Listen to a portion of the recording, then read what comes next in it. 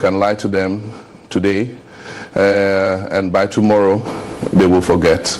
Let us finish hard. Keep lying to them.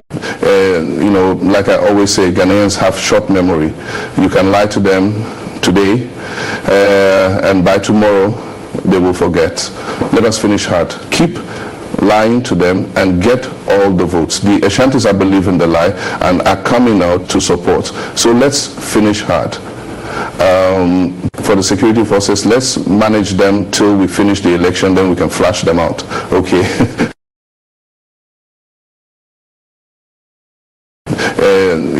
Like I always say, Ghanaians have short memory. You can lie to them today, and by tomorrow they will forget. Let us finish hard. Keep lying to them and get all the votes.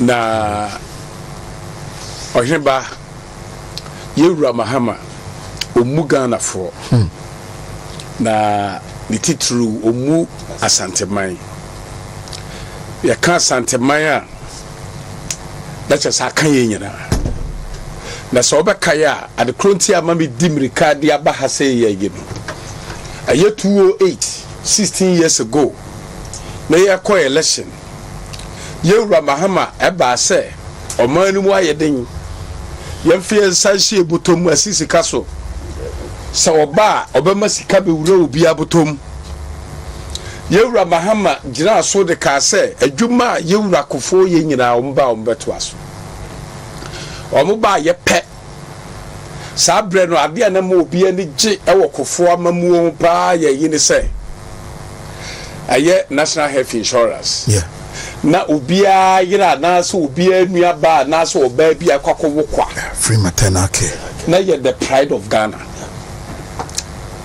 na sa bre so ye doctor wo koto niama na wo de aba eniama na wo de ba no aban ni fabi na wo so wa fabi wo ye teacher for eni ade teacher trainee nursing trainee for ni ade nyina na niama na ye wo mu ye nyina no ye makwan ama mahama eba bedada yen afei aye 208 ni ye to aba ni wie ye yewura mahama mo ba ya pe ana ni sabre ye wo 10 regions Asante nkoa omudi capitation beto yeso capitation ni say ba bia obi a no tie no yi hospital ba ko pe na register na sa wo tra ho hospital no da ko ye yi na sa wo yare a yehwem enti se waskwai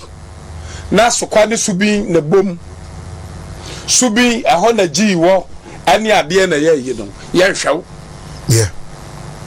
o tra sokwa na oduru bosontwe a ye timi hwew o tra sokwa na oduru ofori kromu a ye timi hwew na so ka ufri asokwa ekosubi ebom aye nante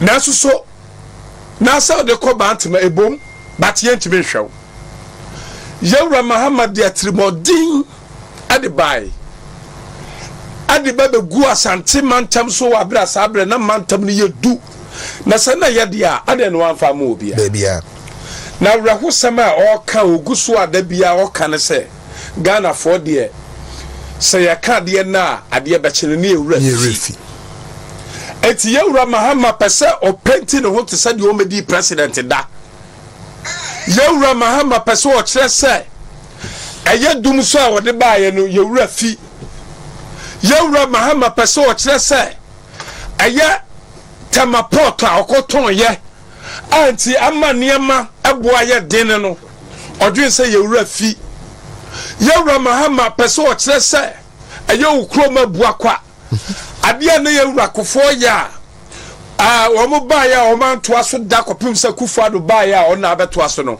o pese o kire se yewura fi aye me kroma tonsu ede kobosontwe akoya na yewura kofo pese o ya o man timi anya yetimi Kufuado baaya o ba ye no odwen se yewura fi yewura kofo ede bonkra baaya oh yes say aba be ye bonkra na mahama bae na wanya na kufu ado aba na oba be ye no odwen say ye wurafi what I say interchanges ahodo a sabre no eye Dr. Anane ye wuraje kufu ma omu design say ye the interchanges bebre eba Asante mamu ebi ni asokwade yi ebi ni sofola de yi ebi ni oforukrom ani ade de pese eba be yi what I say si aya me no ka say and this for no ade omo ya ne say titru omo so omo ntiase say eye aswami interchange na ye no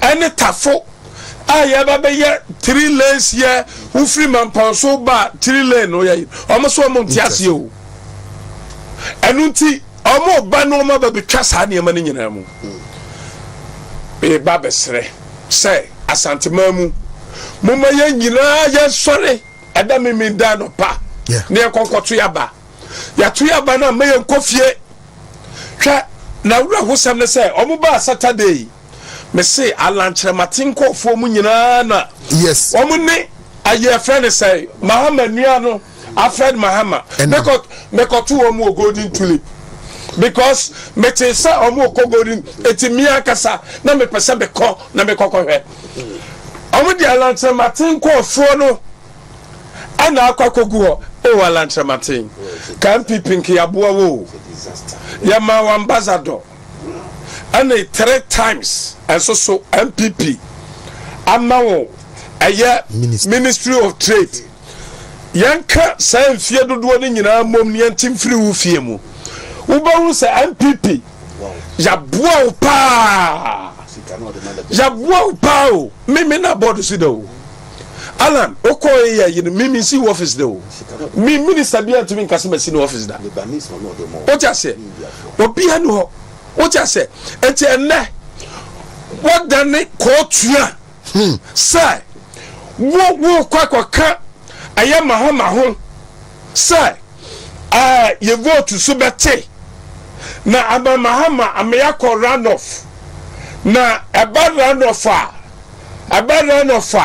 let's say matimi anya big statement wako negotiate na nko amanya wo de mesre obi bia o di smaller party na chi aya yi say madam Roma ayade MPP ye ne edikai ne ewene aba no so ya hwe aya 2016 ne 2020 aba no a achese MPP for pa na edoso it is MPP for ya kone ekokoto pa chesa bana ya one touch aya 2016 ya BT wamo 1 million votes ana 2020 ya BT wamo 570,000 votes na abano aya 50 plus 1 and if say 570 vote na 570,000 vote no I ka one pe ana ka ho kra no aka winning it is how fun we no a oti ase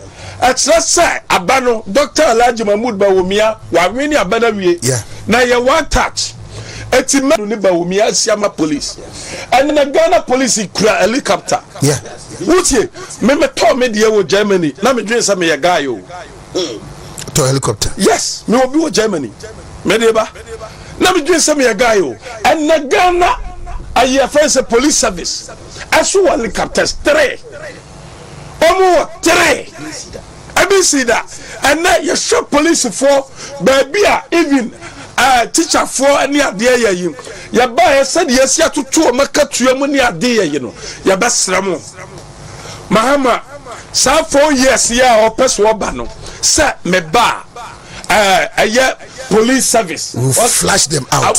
Will you flash them? Mama, you are not coming. What I say? You are not coming. Oh, serious. You are not coming. Oh, flash them off. Uche, even it's a contempt of politics. Yes. Samija and Fidi Kanka said they would deal with them mercilessly. Uche, and their term is coterminous with that of Nanado. So Mahama said we will flash them out. Say we will flash them out. We're so stupid. What you say? No, be obey to obey Casio. I pass, and I'm passo. Not so sure now we are police, we are military, and I'm more 13 judges. what I say, move 13 teachers, all time, teacher for, let me consider dear, a year 3 years, no tram 4 months. Nanya Omunko, any nurse for the be. As so any doctors ni be so coach, Akoko, yeah, Juma, 3 years, Otuamaka 3 months. Eti, Adia Mahama, Kasoya, you know. Uti, I free education in no person baby tram. Said yeah, Omuba cha, I free maternity care no, Omuba cha muno, Aruntia, Miss Ramo, Asante Mine. And this for Anadia Omuba pay us some da. Shasa, and no day, Naya Wuraka. Buses, Akoya ye. Media Madrid send this for the church. Media Madrid send Mahama Nim Media Madrid send Mahama Nim Messi, yeah, Majuman security. Madrid send Mahama Nim because who's training some and then somewhere can tell about the kicker. Atemdidia who do Yaba and him for be no free so Yaba bringing him for be powers down. And ya dear ya. Hey, Namahama won't ferry. Who's slow? Say a whack, Moka, Akoya ye, Namuya to Tutio, Eddie Boom. Asante Mine, most sorry. Asante Mine, most sorry. Asante Mine, most sorry. Asante Mine, most sorry. Asante Mine, most sorry. No bearding word and say, a campaign, no, young Dr. Mahmoud Bawumia, yeah. Oh, yeah, no, none of you, no Kufuado, or P hospital or hospital. Ayad Atinada, Ukwada, Brabesha hospitals are Hodua, a Kufado. Oh, Sir Banuaba Bie, and no dear Masante Mine. Hospitals are Hodua, Yadia Maria Yinano, Sabi Pinua, hospitals in Uncle Subio. Try and rant and Mabawa, a Juma and a mope. Chamaun to me. Me say, me Jeremy Doctor Elijah Mahmoud Bawumianamu.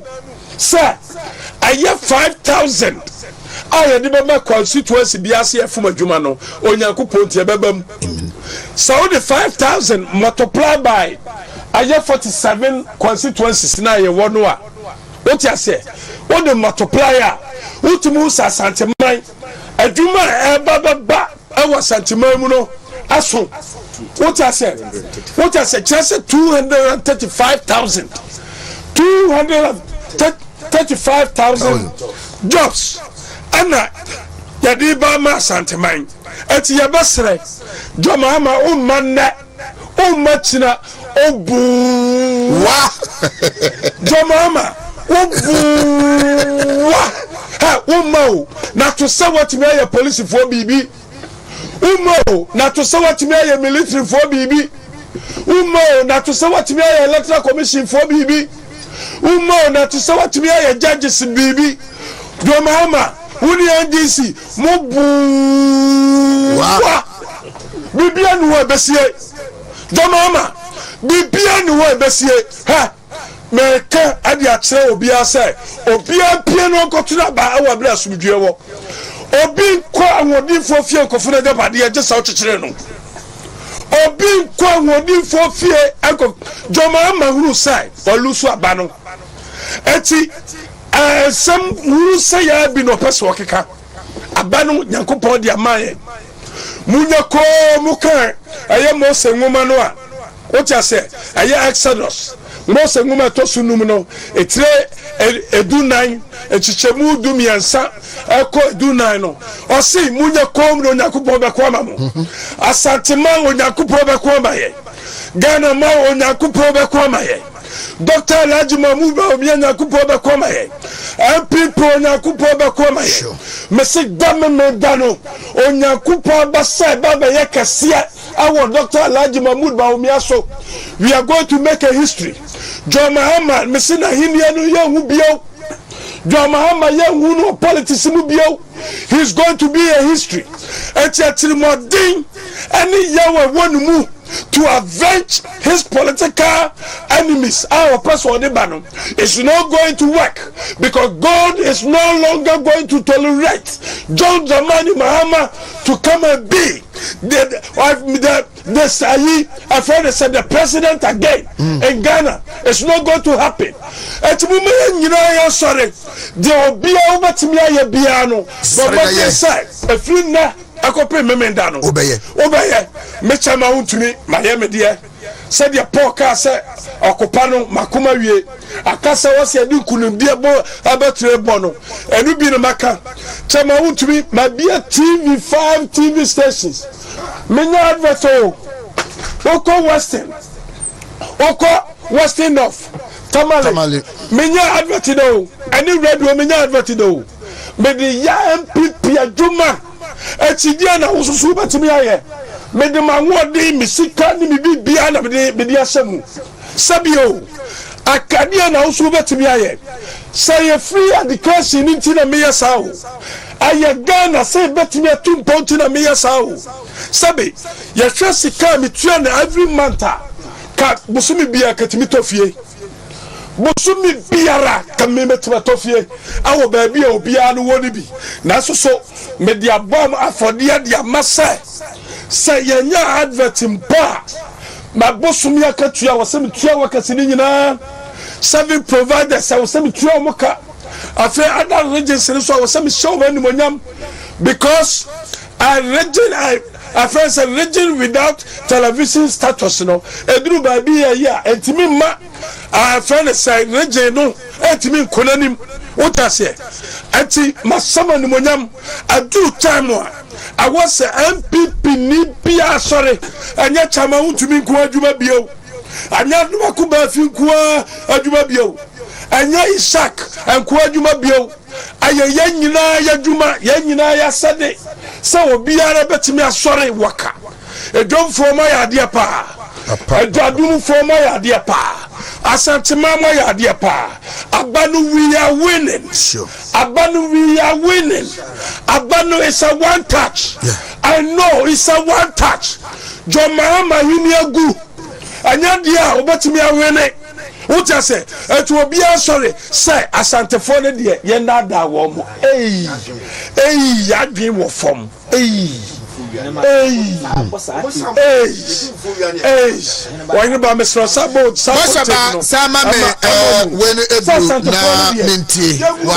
You know, like I always say, Ghanaians have short. Ghanaians have short memory. You can lie to them today, and by tomorrow they will forget.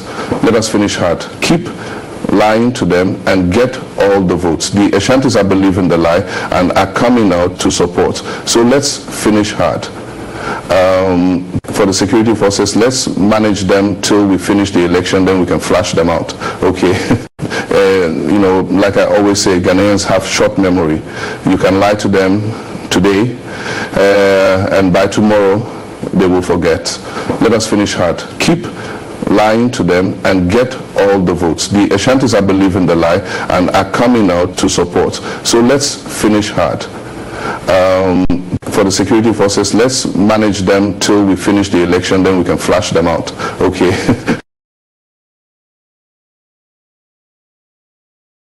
What the plan is, and we are telling them, all the people there, what the plan is, and we are telling them, all the people there, they are making the police officers there, they are making their police career, the military officers, they are making their career in the military, that respected state security agency, coterminous with that of President Akufo-Addo. The day President Akufo-Addo will exit office will be the last day they will serve as policemen and military men, and we will deal with them mercilessly. That is the message we are sending across to them. We serve as policemen and military men, and we will deal with them mercilessly. Men and military men, and we will deal with them mercilessly. That is the message we are sending. I year election 2024. So what nsem bi say ya ayo obi asade na mesre say abano obi aso amie nani na onhwem 2016 ye kwakoto abano na Charlotte say no oni afa na Kudalok no ni afa na Kofi Boachi ni afa what you say nanso ya winning 1 million votes now no John Mahama sa NDC ni biara John Mahama mo di ballot papers ade be sawo samsa fabra bia no wa kasa no wato wuo amena wa kasa no wato wuo amena sa John Mahama ade ballot papers amuton printing no mo de memo 2016 ya che wo 2016 ya che wo mi akasa na ko che wo 2016 mi akasa na ko che John Mahama mi akasa na ko che John Mahama eti why any ballot papers ni bi de ba maw na obaje ballot paper no saudi bibi shawo ho na wo ko wodi akwa shem wa kasa wato amena o ti ase wa kasa no wato amena o ti ase me kan hwe ba dia me pesa me kan se ye woni ma bebre ye nya but wo ya ketwa ye be kase me se ye woni ma bebre ye we have a lot of things to do. We won't do it, but when you do less, we will do big. Aduma kumetra. Sabro for the ona ya. Isaac, yeah. Bro for you. The American say.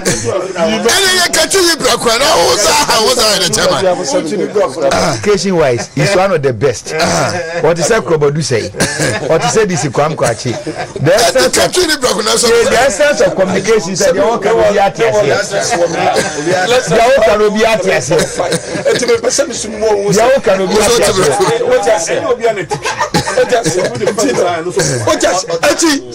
the American say we have a lot of things to do, but we will do it. But when you do less, we will do big, or we will do more. So we are just advising you: don't go there, don't go there. And this photo. So remember, I said no, so many ballot papers in here. Me say every polling station are going to be monitored. Every polling station are going to protect it, and we are going to win from polling station to polling station.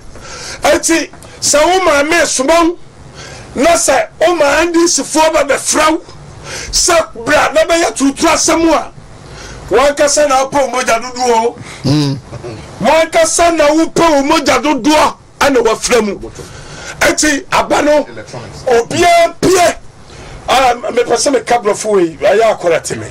You see, I want to tell John Mahama the power, the people's power is bigger than Anyama Wayano. The people's power even is bigger than the police or military. When the people talk, when the people speak, when the people advise, what I say is bigger than you, John Mahama. Your strategy. So you are going to fail. What I say, I'm telling you, you are going to fail. It is said, Marco Franco Fobi Fribokina, Monia Dia, Asa ya, me say, ye numkuo, ye nim janyo, aye. What I say, Asante waya.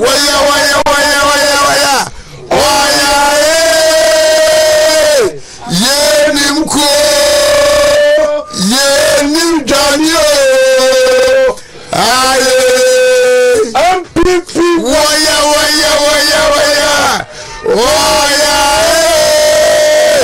ye nimko, ye nim janyo, aye. Dr. Alhaji Mahmoud Bawumia is going to be the next president of the Republic of Ghana. Succeed Nana to Dankwa Akufo-Addo. Mr. Onyanko-Ponti, Exodus chapter 14, verse 13 to 14. Onyanko-Ponti, Onyanko-Ponti. Thank you very much. Is Asante Regione chairman of the New Patriotic Party, Chairman Wontumi Lawyer Mami Teo, Dr. Samuel Betrasi. We have some 30 minutes and Sana ya check it out. Lawyer Mami Teo, Dr. Free Wahanum. Medasi. Minia. Mame Chia Santimai. Yeah. Kwame the ordinary now the same. And a before you go say no. I was here professors of linguistics. Where's in be crying now? We here we need etymologist. No more bachelors here. Minia Yedanyamiasi. Setie for mo hwe yentie no. Syria we akoma mie na die ni nyina no. Yinum se ebeye kese we be na otwe sene. We be na otwe sene. Na results ni awie bibia. Na the next president the next president to be and the president elect His Excellency Dr. Mahmoud Bawumia. Na yan kan ya no keke. Eniema ne ye nan se de bia boso no. Adwuma MPP aban eye efiri kofo so besi akufo ado so ebi nsida. Ena nsonso ne da MPP ne NDC mo no eda ho. NDC ye party MPP ye party. Memom ensonso ne kese eda ye no omuntam ni se NDC hunu problem wa omudo oma no na eka. MPP hunu problem wa ye de adwene ne solve ananya sa na tie. Yen no ye wo bold solution. Ya gine wunu ye pass transport wise no enipa betu kwan kumasi ya ne wo meteteme ye nyini ba no ne o osa ne o tata NDC betwam even STC hunu nei on beton de ma omo ho vanef enti asofo bi won kan atonto industrial area ene ade ama omo no ne omo ye shareholders wom kofo ba no GSTC de mayen ba ye ba ye hunu sa enso no kofo de metro mass transport by anso wa no akufo ado ba ye ni ba omia ba ye empo ye manifesto mo ye nya emadu aban no kra no ene electric the saying buses abedu electric buses abedu odi ya no eto nchen ya minia ye num sapom de boa 27 years of NDC they never thought of say kwa be ne be fa so amabrofo be nya bi we brought the health insurance kufo de ba ye no anso wa ene ye di e-pharmacy aba enye fe na obeko pharmacy na corner bra ni ade abefo kwan so that is the essence of digitalization enu echi ya sign the drones asan beka ho na de am deka share say health insurance ayen ne de ba ye no de wanwo nanim ne ba de betuma fa so atete no and this is the question manifesto in page 68 of 2008 manifesto say one time premium eko wi ase no wo mo de capitation beto Asante man so minia wa mu kwani de ka almost 2 years and they shrank nyame say me no ka say MPP health providers no health insurance ye no omuka afa yare ahudu a minia na ebro adwene ntiase so a ebro adwene ntiase so a minia na nipa ni sika no ene ya migrate ni nyina e de abeka ho eye kidney that is MPP obi ankoko lebu nkowe urology a ye a minia ye de hwe sabe yare ahudu kwajoba eni yeru akofo na chaase NDC beja to ho etisani abekwa de omja to ho etisani atepa de omja to ho etisani akumawu de omja to ho etisani akonongu de omja to ho ni nyina na akufo adubai obewie eniema ya ye no eburu adwene ntiase so enwuma suam ye hunu se history hu hia geography hu hia business administration hu hia na so ni nyina mu se abakuye ni ma yemfa bi meka ho Dwamama de on the 11th of November 2001 he was the vice president. He condemned business administration, he condemned MBA. Na sabi oh your history you are condemning MBA almighty courses. We didn't condemn it. Adwini ade no ye the STEM education abeka ho ye the TVET abeka ho. So we see the difference. They say MPP ni NDC no ye ne ba ye temobrofo ase ye ne ba ye solution to Ghana's problems. Ebi see that minia eninti no de Akufo Addo aye number 1. Number 2 the candidate himself ye de no ba minia untimi fa obi atoto no because ye ba nyamesom nyamesuro eba ngumasua eba nimdie eba ho brase edu amini obia no betimi no atoto ba omia ewo candidates o mukoi na ne kasa kura se de timi di akomato yem hwe Dwamama book enu ana mekenkan eye page 39 to 41 eye a wonu ani book o twa ma first school dita abranto ni ko school ye fe no Ezra na o se Ezra no so we no tuntumu a etise sebe ba defo a ye do owiram na watra sihwe no misa brante ne papa no wo yekuani bia obi akoko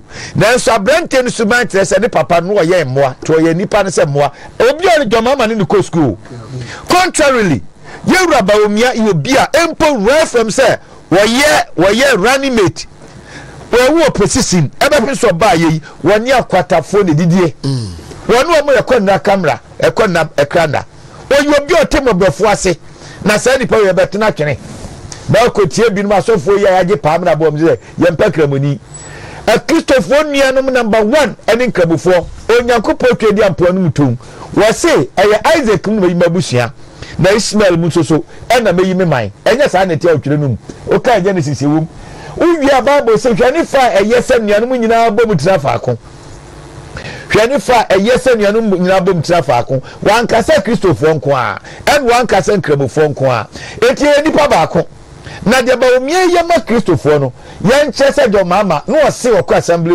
of God makote tenasoro ho radio on ma ohini ba baby am no ko school aso na da bia mkota jo oma no de ade ba ko no ja to nten wakonom akwasori onko okeke na nim ase kire nyame so mpa enti ba omie na yenya no de minua enwonwa se nyame na esira yen dabre wo fabrotio ba bi no yira no abeduru ase because na dwene na ntiase no bra dwene ntiase so bi atoso miensa yem parliamentary candidate na me sabi adambo fifie aha me say osubi constituency ana me bo ana this young man obri ye bo a lawyer obi a wonya ma ye kura no minia hwe astrote for akoye na wo brasie nyina so te se ba omia and of course enam ye call drobon so na ye nua akom said omu din ho adanse said o den tem so koye adwuma ho no minia we have the best parliamentary candidate so do ni odi biase George Odro o kasa no osere na said minia o bone ho moden adwuma ye no Ghana say yan candidate ayi wo mu nyina no say yan nguma sua say yan nimdie say yan hobrase ya sam ye yi wo mu de do mo ba itwa so kra no so ka ho bi ana de toso nan no eya mene wo mienu a ebre we mu kro no ye betimi akoye na yene ba me de ba na wiye no abani atrawie do mama no atrase no nimdie no ni ho eye de na akoka 24-hour economy na ko wi ase ni ebusa wa wo se an enya compulsory na voluntary asem ye okoka yi se ya broche ba bia na minua post no omo yanka by now no minua ko zero ade a wo so de ba no efe de so bia na minua ho ne ba obetina no bi na hye wo ne atoso mienu K2 driven a year ebo wiase enwumahia ne digitalization jamama kodina ho no mo a emsa samre no amen no him flag and as I said the health insurance crofo no wo mo penny odi o ma no wo mo ko campaigner de o kanyira ne digitalization na nkra no so age so free SHS just say he's trivializing the free SHS or anybody na nasa to ba 1999 no wo say akoa ne edidi ekoya nimu no etwam enwumasua etu obo ituo enti nasi enya mpanimfo bi enwumasua no mu hye mu kena edi abo na do mama wo twe ase edi a me ne edi asemsebe good da asemsebe fine sorry na yankoto so ewo adum ena mrantia ne mabawa wo adum ya ma me na no adan na na don kwaku for the buy na mu busa t-shirt ye ba adum ne ye ba Central Market ye ba wura Dr. Mensa Posego Lane ajukuma bronsan no honom ba bia na t-shirt so de dodo na eba ye ne the second lady Aja Samira Baumia na eba kayetia ye be wura ho race course ye ba ho Batman High Street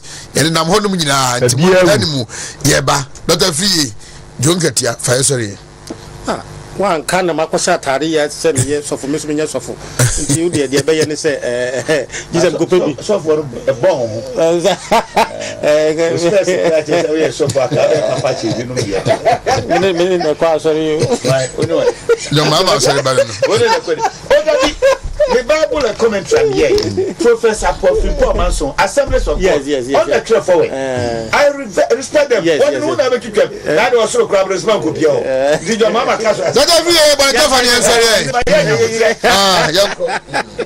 o heba de mi ke twato no se empanifo bia ka bi chema wontumi aka ne de meka ne se abato no hwe nipa na wo koto ama no wo de oni bibia nipa no the personality of Dr. Baumia fahwe neto aba wo hwe ne na ho brasie wo hwe the way a wo si carry the ho ene wo hwe sebi nyansa ni nimdia wo wa ene nhyehyɛ ya owoma ye man me gidi se wodi saa tumi no na okoto abama papa ya me gidi se enuma bekoyi. I think everybody is expecting say wodi just look at him de wo hwɛ no enuma wodi atoto odi ato Ghana fo anim na wo hwɛ na wo hwɛ de nanado president so aye na se papa yi betoa so a me gidi se yewo niema pa eda yede nti yenyina yenko nyame adom Saturday bia koto ne ntam utu wia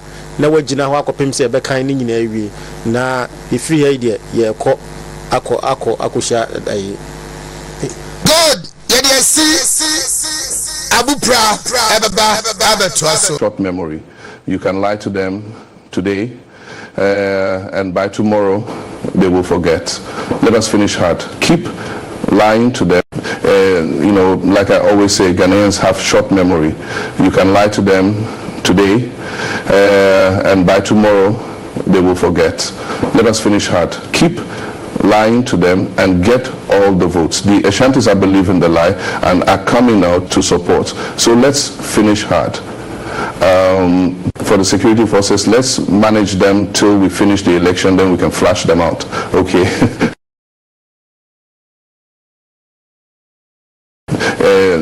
Like I always say, Ghanaians have short memory. You can lie to them today, and by tomorrow they will forget. Let us finish hard. Keep lying to them and get all the votes.